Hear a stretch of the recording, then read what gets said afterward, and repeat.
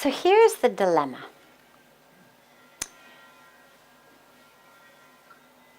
Where does the ego exist? Mm-hmm. Where does the mind exist?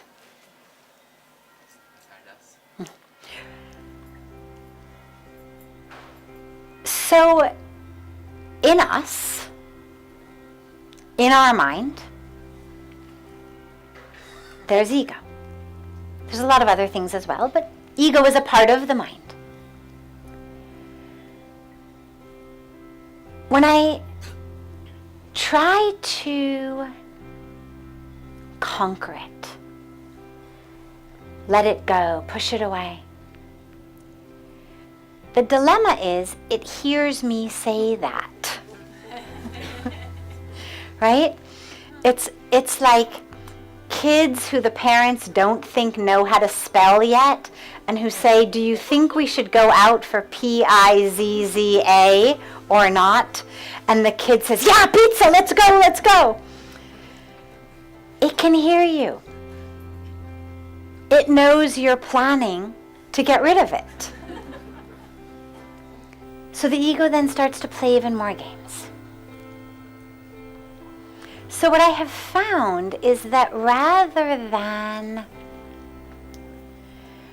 talking to the ego that I'm going to annihilate you, conquer you, cut you out, go to war with you, be done with you, I find it more effective to acknowledge that the ego exists, but that the ego is only harmful the more attention I pay to it and the more power I give to it. And so if I let the ego run the show, then I have problems. But remember, there's a lot of other aspects in my mind in addition to the ego. In fact, all of my spiritual awakening experience is also existing in my mind. The truths I know, the compassion I'm having, the love I'm feeling, that all exists also in my mind. And so if I can work on expanding the space in my mind such that there's more and more space for this awakening I'm having, for the truth that I'm experiencing, from the awareness. Because if you don't feed the ego, it won't grow.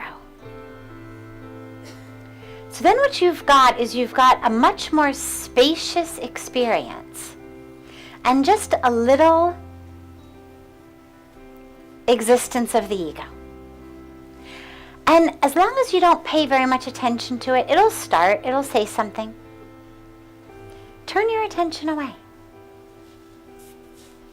Don't try to kill it. Don't yell at it, don't judge it, because that's also ego. So this is the dilemma of the game that we play.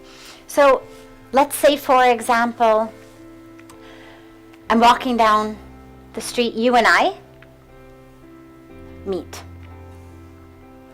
And maybe accidentally, you bump into me, okay? Crowded street, you bump into me. So immediately maybe my ego says, who the hell does he think he is? Didn't he see me?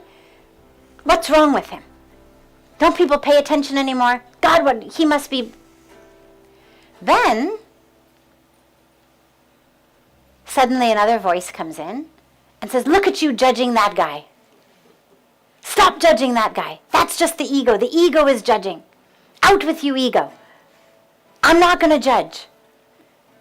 See, I told you not to judge. You're still judging. You're never going to be spiritual. Don't you remember? Now you got bad karma for judging. So who's that talking? That's also my ego. It's another face of my ego. Everything that's operating in separation, in judgment, in tapes that are playing in my mind of random indoctrination I've gotten. It's all ego. And so you end up in this kind of battle of the two faces of my ego that goes nowhere. Instead, when the ego pops up, so the ego says, oh, how dare he? Instead of that, instead of yelling at it, judging it, trying to annihilate it, conquer it, beat it down, if instead I simply drop into my heart, I get out of my mind entirely, I drop into my heart, I drop into love.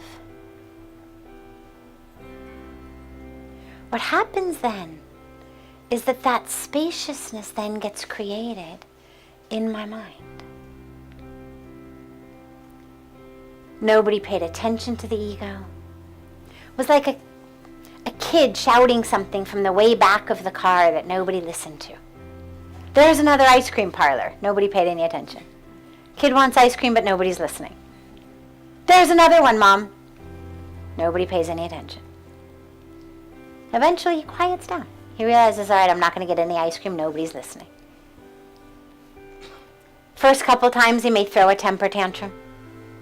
That's when we start to really struggle with your ego when you embark on the spiritual path. Suddenly, here it is, throwing the temper tantrum because suddenly no one's listening.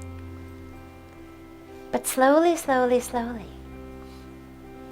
if you can allow it to exist, allow it to be there, just don't allow it to run the show. Don't allow it to make your decisions. Don't allow it to hijack your whole mind. The minute that you find it speaking, just drop into your heart or start chanting your mantra. Do something that pulls you completely out of the realm of the ego, that creates expansion in space.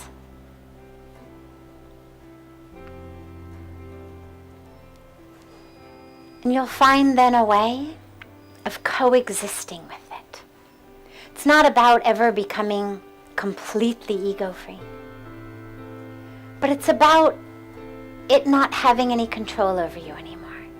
It not being the one who calls the shots. It not being the one who speaks the words that come out of your mouth or makes the decisions for your life. It's like as parents or as adults, we don't turn to the babies in our lives and ask for their advice on the important decisions we're going to take. We don't ask them what direction to go. Even if they're screaming, ice cream cone, ice cream cone. We understand, okay, it's a child. Sure, that's what they're going to yell. The same way the ego is going to yell from its place of separation.